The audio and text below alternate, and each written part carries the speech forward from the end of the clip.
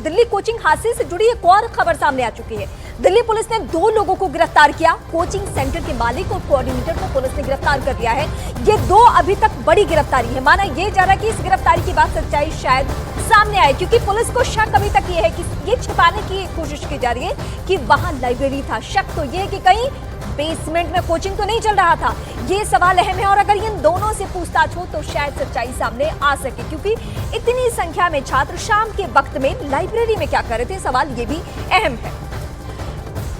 दीपक मिश्र इस वक्त मेरे साथ है। दीपक, पुलिस के एंगल से कुछ ऐसी बातें निकलकर सामने आई है जिससे इन छात्रों का गुस्सा शांत हो सके?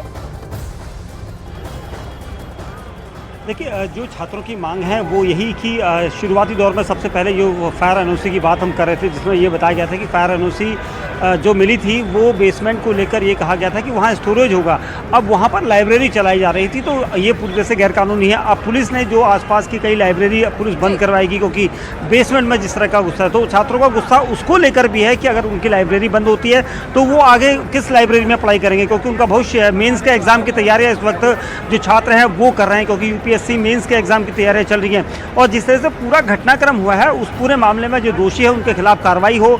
जो सिविक एजेंसियां हैं जिनकी जिम्मेवारी होती है कि उस पानी का स्टोरेज की निकासी करवाई जाए, वो क्यों नहीं सजग हुए। और अगर उस तरह से जो आज यहाँ सफाई चल रही थी एमसीडी के द्वारा, तो उन्होंने पहले क्यों नहीं की। यहाँ कोई साधारण बच्चे नहीं पढ़ते हैं, यहाँ वो बच्चे पढ़ते हैं जो देश में आईएएस आईपीएस बन सकते थे आगे चल के, लेकिन उनको मौत नसीब हो गई। जिस कोचिंग सेंटर में हादसा हुआ उसे लेकर बड़ा पर्दाफाश हुआ है।